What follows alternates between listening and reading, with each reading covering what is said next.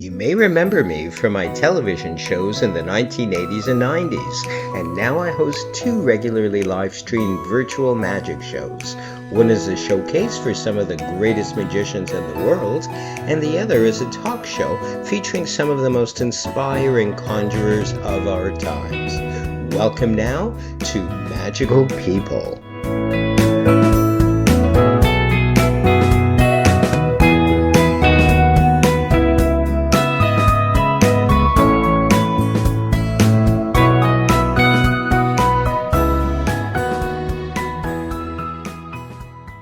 And we're back, everybody, with season 5. I don't know if you believe that, but I don't believe it, of Magical People. And we're calling it live this season because why? We're doing it live. Previously, I've pre-recorded everything and done all that techie editing stuff. But now we're just going to Facebook live streaming and airing this as well. And look at my incredible guests that we have to kick off our season 5 show. We have the lovely Robina the Enchantress, who we'll speak to in a couple of moments. We have the lovely Kenton Knepper as well. And how are you guys doing today? I'll ask that you unmute yourselves. How are you guys doing? What a pleasure it is to see you both. It's wonderful to be here. Good to see you. It's very exciting to be here. I'm so honored. Thank you for inviting me.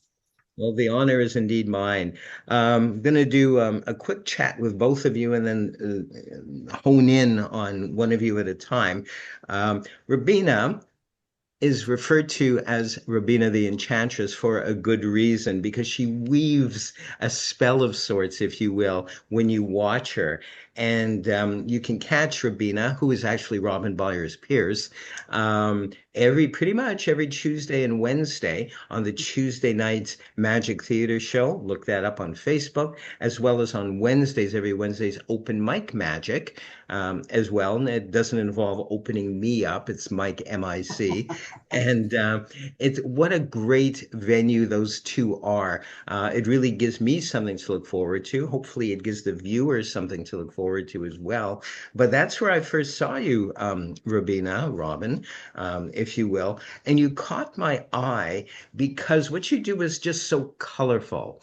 And I think most of us, I'm dating myself a bit, most of us grew up with color in magic, watching various magicians live or on television with silk scarves and handkerchiefs, and how mesmerizing those were, and these beautiful, probably overdone, colorful props, etc., that spurred on probably our imaginations. And that's probably what the catalyst was, although a lot of us are into mentalism using very few props, supposedly. But that's why I was so intrigued by you, Robina, and what you do, because you stuck to that. I don't know if you shifted gears. We're going to find out in a minute if you shifted gears. And Kenton, please feel free to jump in, because we're going to highlight you as well in a little while and speak with you in great detail. But Robina, what was your first love when you first saw magic? Who was it? What was your experience like? I watched, Henning back in the days, and watching the psychedelic silks and routines that he did, and I always loved that. And as I grew up as a dancer. I started dancing when I was a little girl. I had military family, and every time we'd move someplace new, I would learn whatever dance they did there. And then we'd move someplace 2 years later, and I'd learn something new. And sometimes there wasn't anything, and I just got lucky and learned a little magic here and there. And I have always combined them all together. There was nothing I liked better than to be with a bunch of dancers and really surprise them by doing some magic, or to be with the magicians and then suddenly come out with music, and here I am dancing, and they're going, oh, it's not the same old thing.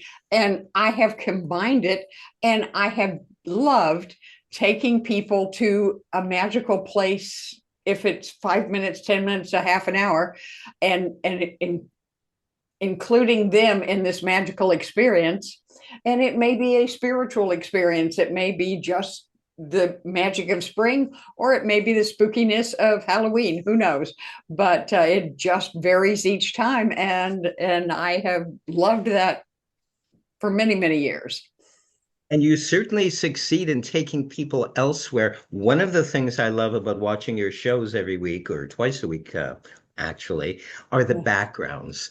And they're what we would refer to, probably all of us, as fantasy backgrounds, be they castles or witchy stuff, or for lack of a Or the better term. enchanted forest, or the Yes. pyramids of Egypt. Yes, it's fun. Yeah.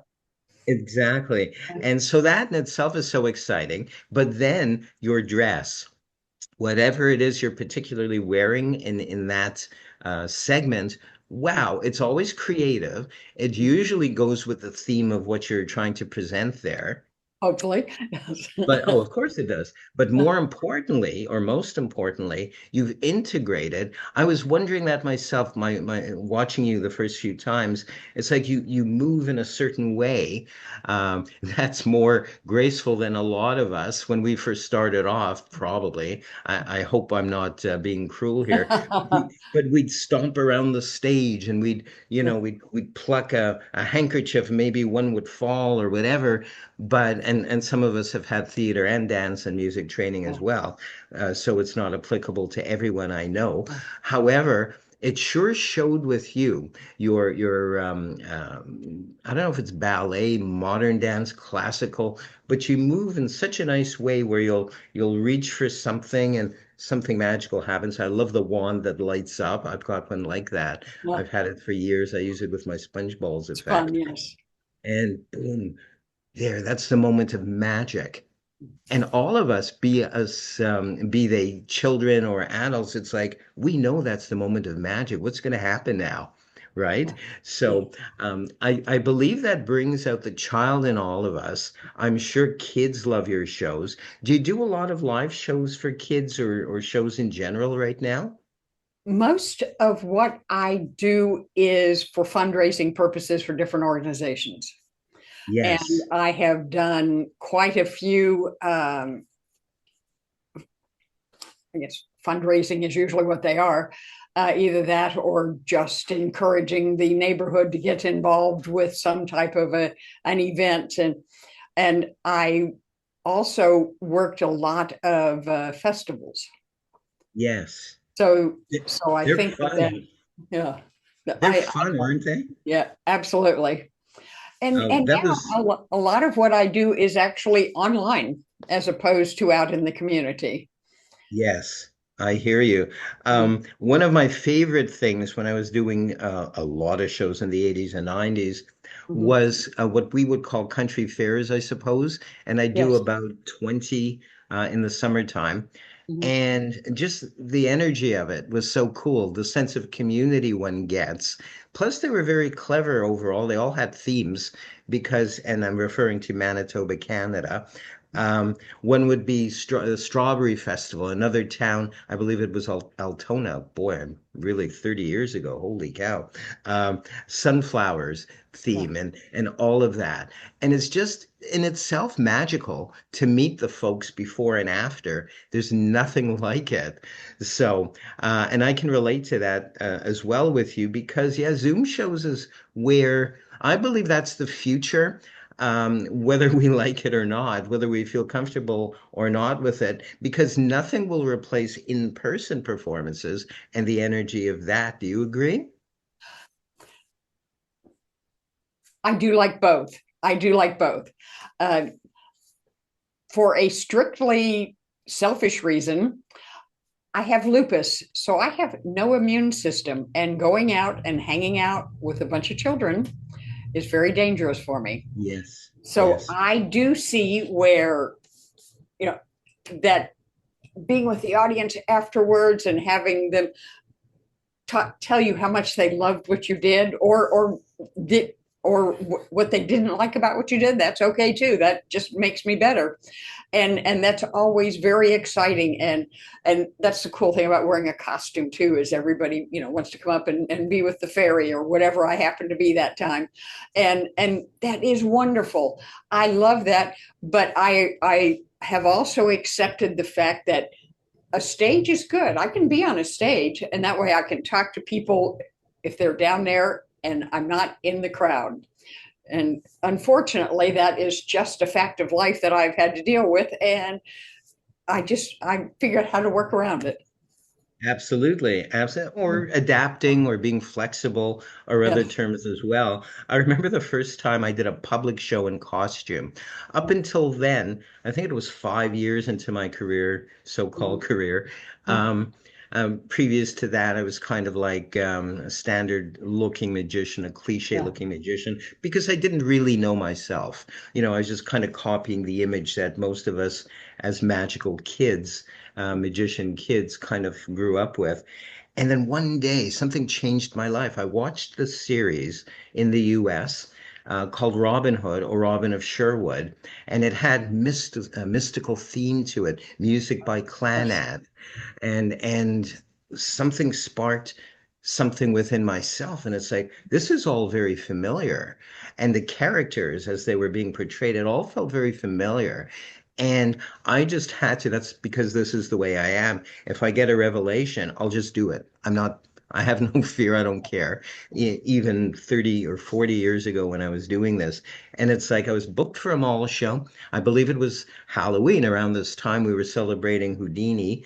And all the magicians from our local club were there. And my first time, in costume, I came out with this brown suede hood. I'd made most of the costume at that point. Very Knee-high nice. brown suede boots, my Yeah. medieval shirt that I got at the Ren Fair in Minneapolis, Uh, and or around Minneapolis.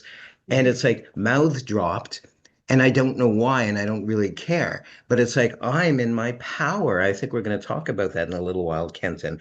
yes. This is me. This is who I am. I'm not trying to be Robin Hood. I'm not trying to be any particular character, but this is me. The layers have been peeled away at that Yes. point. And I felt empowered. I never looked back. I have still a guitar that a close friend Absolutely. of mine, Larry Fisher, made. He made it for someone's big tour. It's called a sit turn or an English Yes. guitar. It's kind of lute shaped. Mhm. And I started to integrate medieval type of props into my show because this is who I am or part of who I am. So that's why I'm so excited in a long-winded way, why I'm so excited about your costumes, Rabina, because there's an authenticity about it. I think that's going to be a theme today, I'm hoping.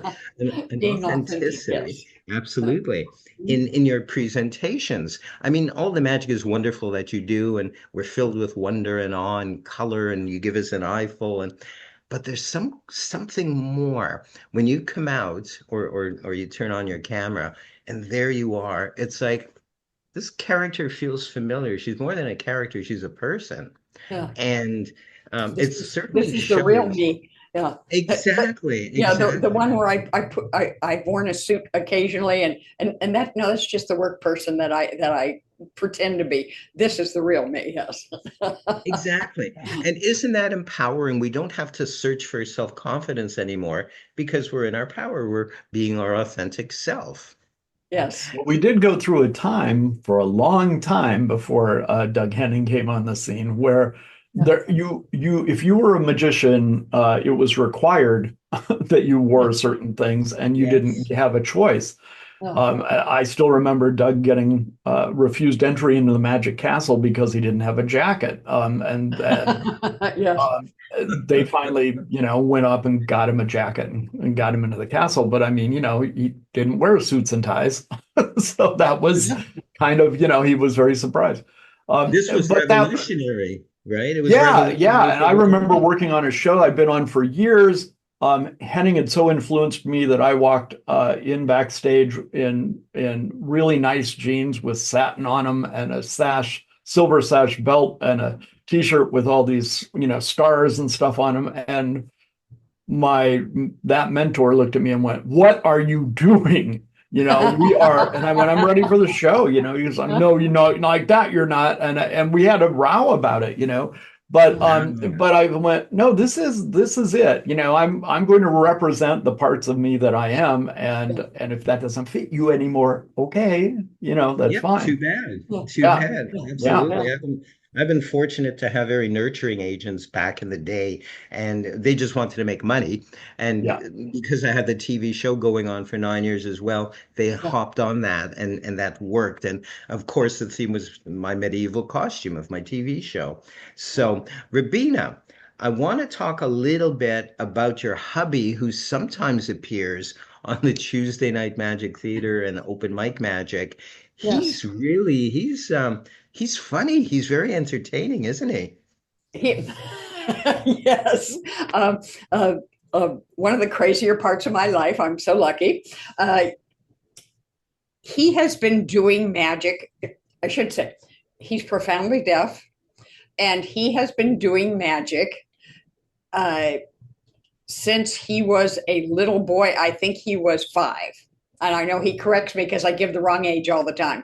But he studied with Gene Gordon and Scotty Moen in upstate New York. Did the Buffalo, that area, and he Absolutely. said he has been a magician.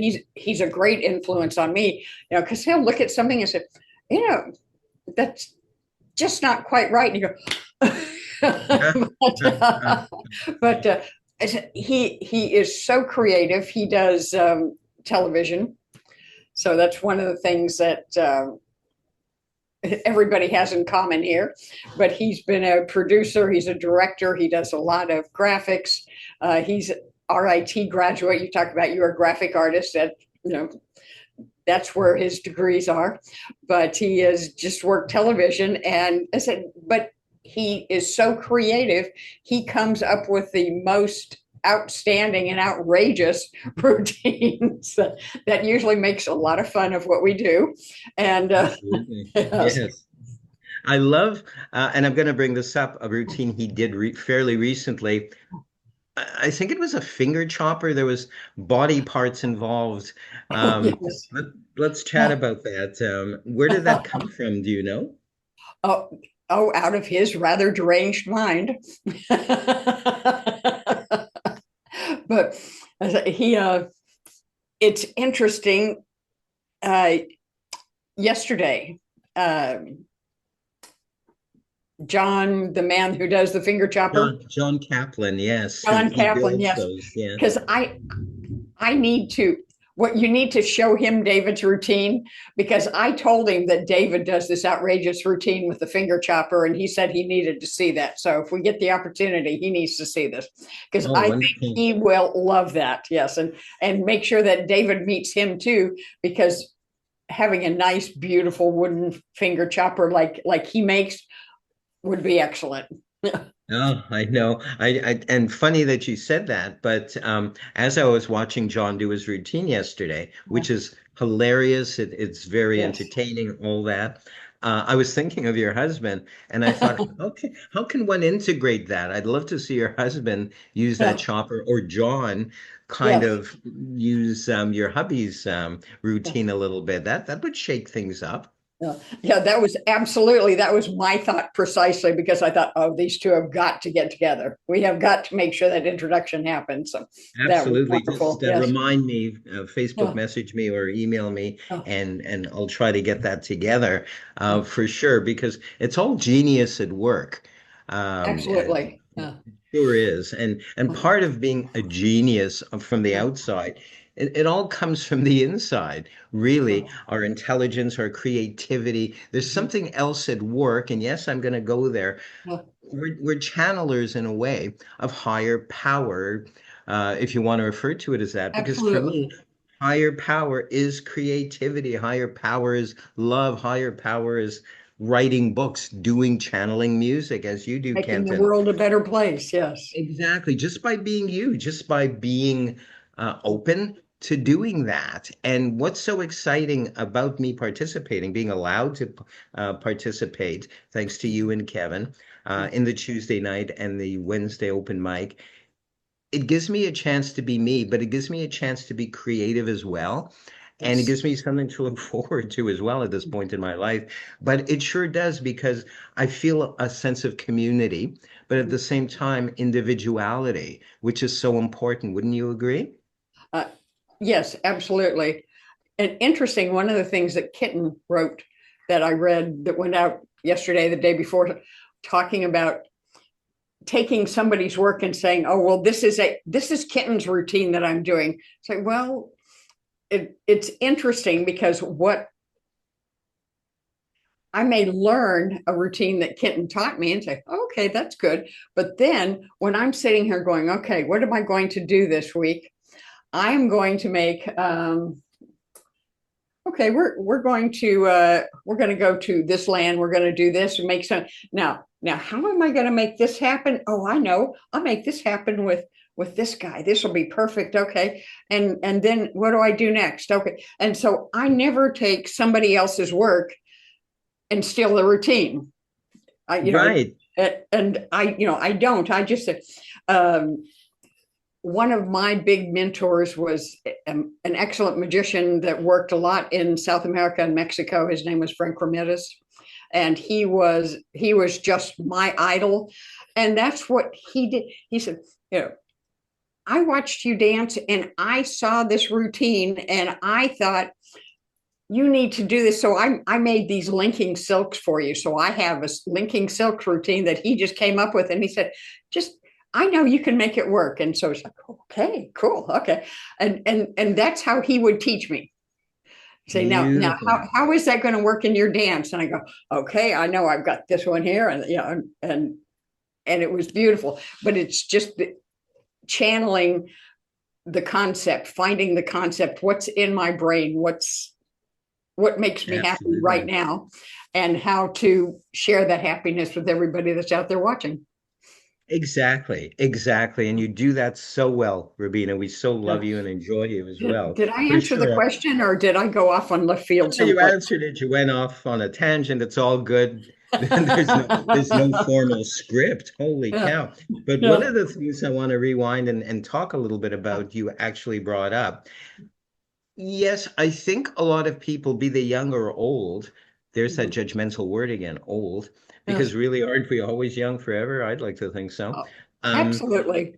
We see somebody's routine, or we read a trick or a routine that they've channeled or created, and we have to do it our way. We can't copy them because we'll never be them. We can't understand the processes that they went through, probably unconsciously or subconsciously, I should say, as well as consciously.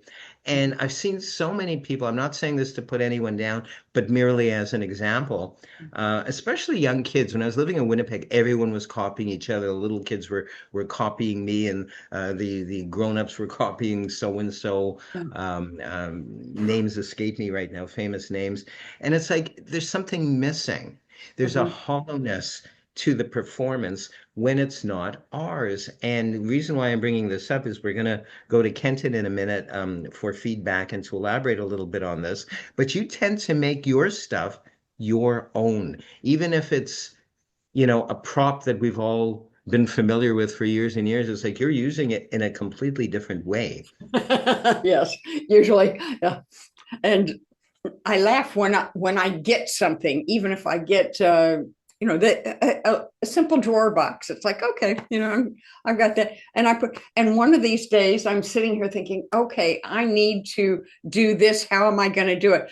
I know if I use this, and I don't use it in the traditional way. If I use this, I can take this drawer box, and hey, a million flowers are going to come out of it, and it's going to be something different. And it's just creating something new. I have a little shop. I have a little magic shop. And interesting, one of the things people always think I'm not a good salesperson, because I have a lot of kids, average age is 9 to 12 and over 30. And the 9 to 12, I said, no, if you're going to get something that's too advanced for you, don't do that now. Get something little, don't spend a lot of money on it, find a bunch of things and practice, and you find who you are. And when you find your character, then you can get the ones that you like and spend more money. Get, upgrade the value of it, get a better quality, but start out, just get the little $2 or $3 things until you find what it is you like to do, because you may like to do card tricks. Hey, you may like to do coins. You may like to do, a ball vase. Who knows? But find what you like to do and then grow that character and start building your magic that way. And Exactly. and so I'm not a great salesperson. Oh well, what can I say? You are. I'm sure you could sell anything. That reminded me of my very, very first visit to a magic shop in Montreal, where I was born and raised. And it was owned by somebody named Henry Gordon, who ended up writing a column about magic in the Toronto paper. And at that time, that was unheard of. I have yet to find any columns in any newspapers regarding magic, but Oh, that's neither here nor there. When I walked in with my parents, he looked me over. He was a very, very nice fellow, by the way, very, very intelligent rather. And he gives me a book by Ted Adam, I'm 14, so it's not above me. And he knew I was into mentalism because I mentioned that I still love Kreskin, yeah, and yes. Kreskin is sort of an evolution of other mentalists as well. And he gives me this book. I believe it was called Miracles of Card Magic by Ted Anneman. I could be wrong. Mhm. And he also gives me a book concurrently to that, or parallel to that, of card slides. And I thought, okay, card slides. And again, the title escapes me. But I started, of course, I'm passionate about magic. I was then, I still am. And I'm reading these effects in Animan's book. And it's like, oh, what's a dovetail shuffle? What's a little finger break? What incarnation is going on here? And so he was so brilliant. He knew that if I wanted to be able to do some of the effects from the one book, I had to study the other book and practice until I got good at that, and then maybe buy more advanced card books, books on cards, if you will. So he was a natural salesman. He didn't outwardly, start That demoing was the Sven wonderful. Gately deck and do. So I'm very, very grateful for that person. But in a way, you remind me of him because I think people just naturally like you, and probably kids naturally like you. So you don't have to force the selling at all. You can just do something and then get in what we were just discussing, being yourself, make it your own effect. And we're going to briefly segue to Kenton, but I want to give people your email address or your particulars so they can get in touch with you. Okay. And the best way to get in touch with me is to go to my website, go to robinamagic.com. And Excellent. it'll let you send me messages or emails, and there may even be a phone number there. I'm not sure. I have to double check to see. But it also has the links for the Tuesday and Wednesday show where you can get your free tickets. And I noticed that there's still not a link to any of my shows. I won't take it personally. I won't get depressed about it. That's fine. Oh, bad girl. Oh, I'm a very bad girl. I'll fix that. Yes. I'll have to Uh, talk to my tech guy about that. it's David. all good. And like he can Yeah, get on that right now, right? yeah, But and we're coming up to almost a year that I've been running that other show, the Friday Night yeah. Magic Emporium. Maybe we'll do something special. Excellent. Not 3 hours though. Yeah. In any case, Kenton, you've been sitting by so patiently and taking all of this in and putting in, your 2 cents worth or 5 cents worth, I think, due to inflation. But we're talking a little bit authenticity, and we spoke quite a bit off camera before we went to air. I want to hear how you get people going on being authentic as people, as performers. What do you do? Where do you go? Well, I've been a bear about this since from pretty early age, and to me, it's the problem is if we don't do that, let's start there. If we don't do that, let's just do tricks and be somebody else. Then if somebody likes you, they don't like you. Uh, Yes. and so you're never going to feel okay about that because you're going to go, they like me, but they like a fake version of me. So they don't really Yes. like me. And not good. And you know, a lot of artists who are performers who put on the fake persona end up not in the best places because of that. So to me, it's a matter of it's liberation, it's self-liberation, but it's also healthy. You're better served, and your audiences are better served when you get to share who you really are. You know, and that look, I always say since life is infinite, you know, it doesn't need you to be a copy of something else. It needs you to be an infinite expression too. That's why you exist. So whatever your things are, go do that. Does that mean you share everything about your personal life? No, but you find things that are a real part of your intimate personal being and find ways of putting it out there, right? And so that is vital. And if you don't do that, you're not really sharing yourself. It's And true. I have talked to people, lots of people over the years, and they go, but people like it because I fool them, and they're I make people smile. That's great. I'm glad you make people happy. That's wonderful. But you think you're making people happy only because of your trick. And wouldn't it be nice if they were just happy because you're here? You know, and then if you have to Absolutely. do a trick or whatever, great, that's on top of it. And I think that's, you know, that's the bottom line.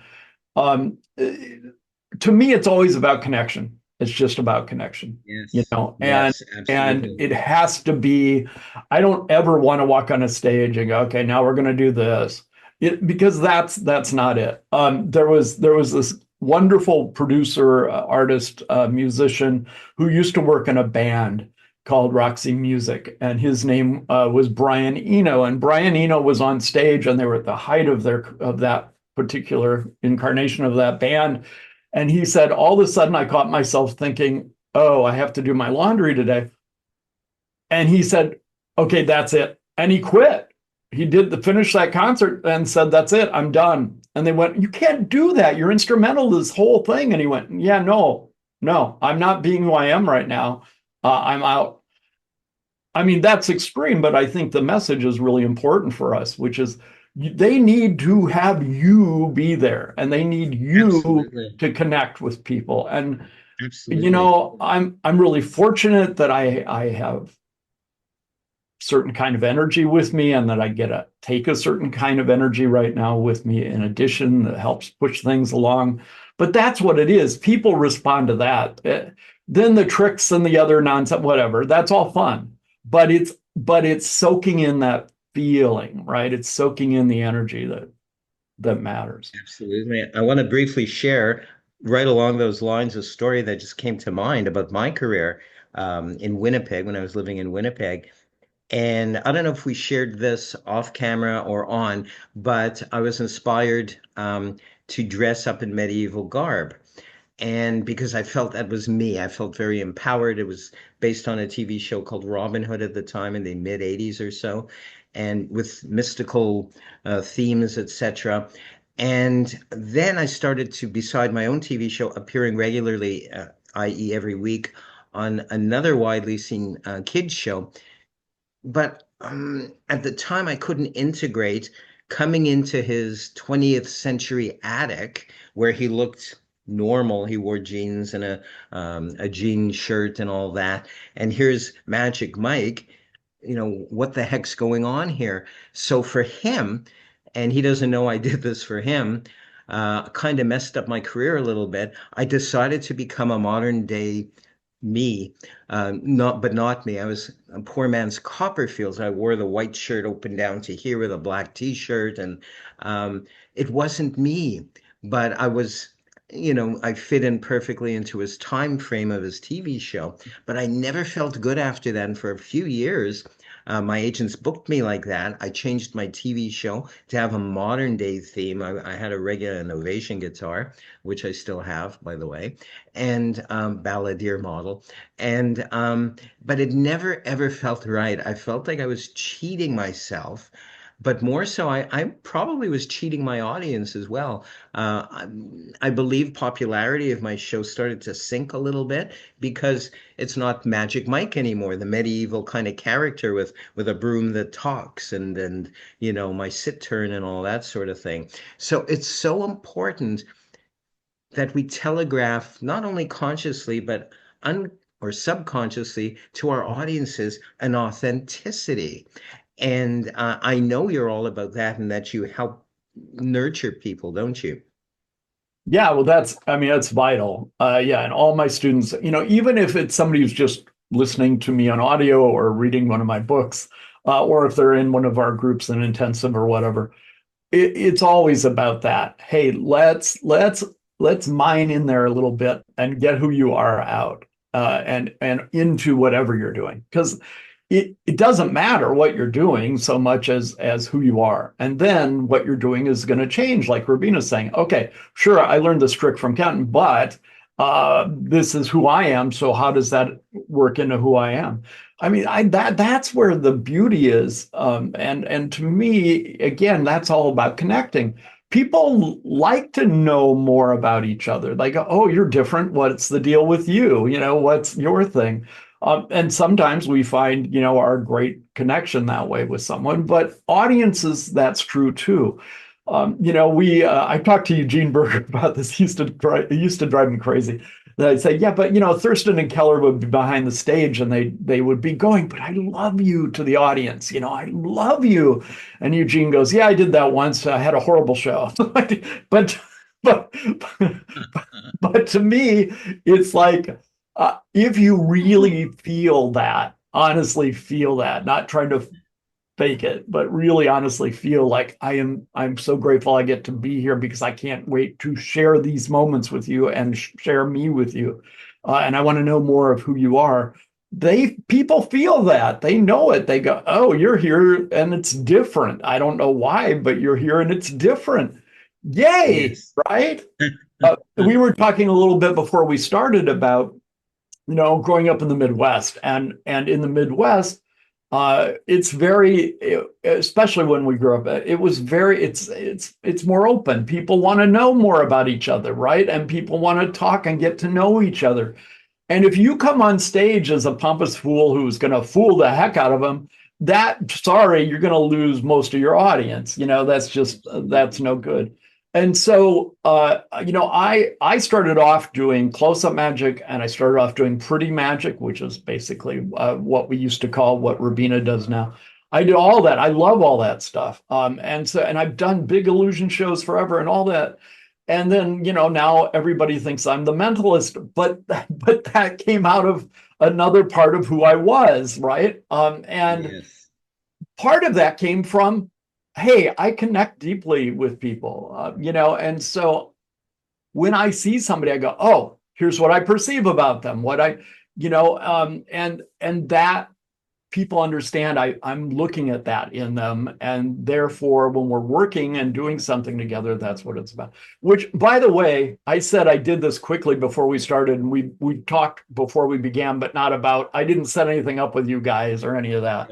No, not And at I all. told you I had written these like dual impression things that I wanted to share and to remind me. So since this came up, this is an example of that. So I wrote this down, ahead of time. And we didn't have time to write anything extra since then. And I wrote down two things. So let's see. Here's one.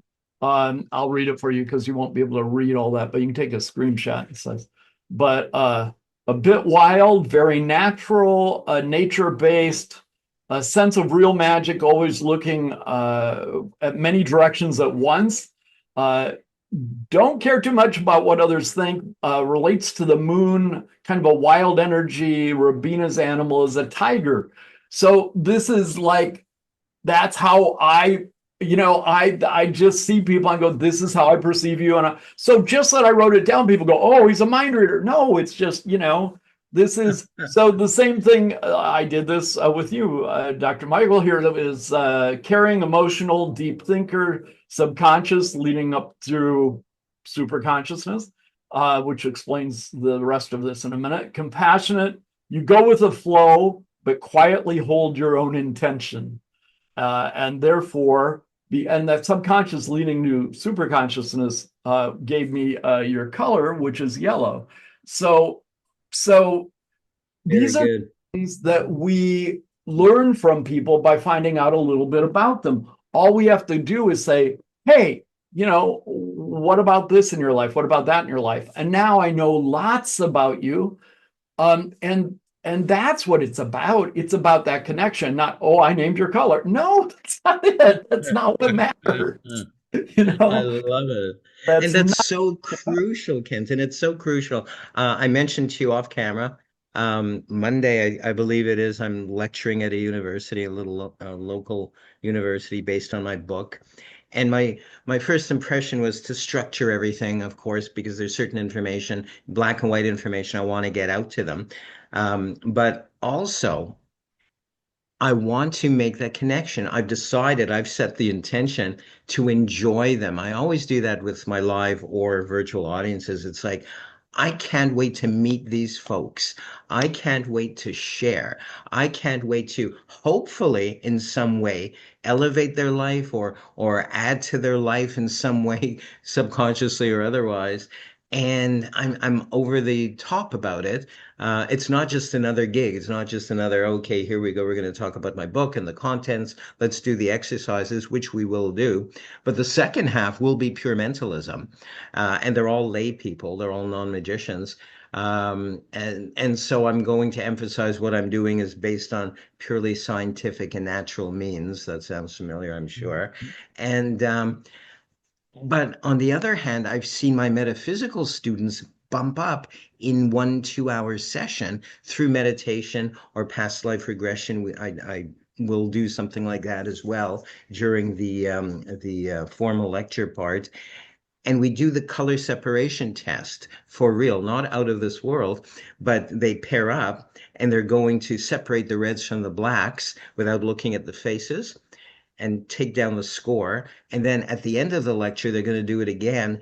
And they always, always, always, always bump up somewhat. So they'll go from 60%, which is pretty good as it is, to about 70 or more percent. And that's kind of the proof that they need as regular people or any kind of person that, yes, something shifted, something changed. And I know that everybody needs some kind of proof of the intangible. Because what is the intangible? It's everything. Let's chat about that. Yeah, I that's right. I mean, this is to me, this is where when I ended up being thought of as a mentalist and I decided to own it, that I realized, you know, here's where mentalism is real for me. I do things in mentalism because they represent real experiences in my life. So in that way, when I do mentalism, it's not a ta-da. It's about sharing, hey, this is how I experience life. These are things that have actually happened to me. It might be an artificial, like it's like a play version of what happened to me, but these are experiences and things that have happened a lot to me. And how do I express that? Well, that's what art is for, right? Hey, here's my inner world. Here's what matters. How do I share it? Oh, I use my art form to share it. If we're going to make magic and mentalism an art form, then that's what we need to do. It Absolutely. isn't by buying the next trick. It's about saying how do I put that out there. So for me, it is that it's like okay, for magicians watching, they're going, hey, wait a minute, what do you mean your color is yellow? Your favorite color is yellow, right, Michael? And you're Yes, and yes. okay, Robina's favorite animal is it a tiger? Rena? Oh, Yeah. she's So muted. so so so it's like, okay, there's like if you're a performer, you would do that as like ta-da, right? Woohoo, look at me. Exactly. But that's not it. It's so much more about, hey, this is how I experience life. Let me show you how I Absolutely. experience life. And I think And I that want to that share, excuse me, Ken, I want to share something that you taught me, yeah, probably unintentionally, because I'm so excited about this. I have to bring it up. We're all magicians here. There's two people who are my students anyway, so we're not giving anything away by yeah, what I'm about to say. I think we're all magicians in the audience. Um, equivocate. Yeah. Not equivoke, like some people in certain parts of the world call it, but and I've heard that, believe it or not, Oh, yeah. equivocate or magician's choice. And I went nuts one day, one of my performances on the Tuesday or Wednesday show, and I decided they had to choose one of three objects. I think it was a Dracula theme I was doing, and it was three of the actors who portrayed Dracula. But I wanted them to pick Bela Lugosi. We had Max Schreck and we had Chris Lee, who I love as well. And I decided I'm just going to go for it because I believed it. And I went, pick one. I didn't have equivoke or equivocate or magician's choice in my head at all. She said Bela. Yeah. And it's like that blew me away. And I don't remember if you were in the audience or not, but I did share that with you. And you said, well, yes, you have to believe it. It's like, and if she didn't pick it, who cares? You've got several outs. It doesn't matter, right? So there's a certain level of belief that the performer, the artist, has to have, not an arrogance, but a faith. Do you agree? Entirely. And I did grow up that way, and it's probably because my own self-orientation. I mean, my teachers were, atheists and bizarre, crazy magicians and do comedy, burlesque magic and a gospel magician, So, I mean, it's not exactly the fodder for who I am. But the truth is, those teachers were really great teachers and made me read all sorts of things. And because I read Orville Meyer and Norman McGill at a very young age, I saw what they were saying, things my teachers didn't see or poo-pooed. And I went, no, they're very specific about this. And Orv Meyer said in Telepathy in Action, look, you have to absolutely project this to people. You have to believe you're doing it. Otherwise, hang it up now. Don't even do this. Don't even try, because that's not it. You have to actually, Absolutely. And I went, yeah. And the more I did that, the more it worked. So why not just do that? If I have I have an out if I have to, but usually. Absolutely. I'm thankful for you. I don't know if I thanked you formally, but that means the world. That's huge. It may seem like a very small thing to some, but it's like, no, this is what it is. Boom. And it's like, I'll always carry that with me in all my performances. Yeah, it's really vital. Yeah. Really vital. Most people, of course, we're too smart for that now, and we don't believe in real mentalism. Goodness, we're smarter than that. But for those of us that are really stupid and believe in it, it works. So I would rather do that. It's easier. Then when I have to have an out, okay, fine. Yeah. Right. So that's where I'm at with it. My life is, I connect with people, especially important people, like long distance. I don't have to pick up a phone. I don't have to, and if it's really important, then we take on each other's things, and it's really a beautiful, powerful, hopefully, longer thing that we get to experience. I started doing that when I was a kid because I just went, I need to talk to this person, but I'm shy and I don't know how to do this and I don't know what to do. So I'm going to imagine myself walking down the hallway and I'm going to do this and that. And then we would become, friends and get closer. And that was normal for me. Absolutely. And so because of that, I just figured, so now I get the rap of being a real mentalist and a mystic and all this stuff that people can't figure out. But it's simple. I'll tell you the secret. Just start believing the stuff and see where it goes. It's true. I can give you a little than that, but start there. As we begin to wrap up, I want to promote your intensives. I believe you have one coming up soon. Yes, we have an intensive coming up on, it is on mentalism, and it's about mentalism and getting secret information in real time without having to worry about electronics or billet switches or all that. It's fine if you like electronics. If you use them a lot, they go bad. There are things that happen a lot. And so and same with, you know, billet switches. It's great if you're a really great manipulator, but what if you're not? And Exactly. there are things you need to do that are very old school and very modern that people don't know about, that doesn't have to do with switches or billet switches or electronics. And so this is an intensive on, well, like what we just did, and other things where you're able to say, look, I don't know anything about this person, but we're going to do something amazing. We're going to do something special. They might write it down and seal it in an envelope, or they might not. You know, it might just be like what happened today. So yeah, that intensive is coming up in a week from today. So it's like, get on the board now and jump on it. It is at the best price it's going to be right now. So grab it now And because it will go up. how can they peruse it? How can they access it? How can they sign up for it? So go to my website, wonderwizards.com. Wonder Wizards, make sure you put the S on there, wonderwizards.com. And you get on the home page, you will look down there and scroll down a little bit, and you'll see the big black and white image that says, right under a video with Eugene looking out, there is a thing that says mentalism secret info in real time, and click on that and it will give you some more of the details.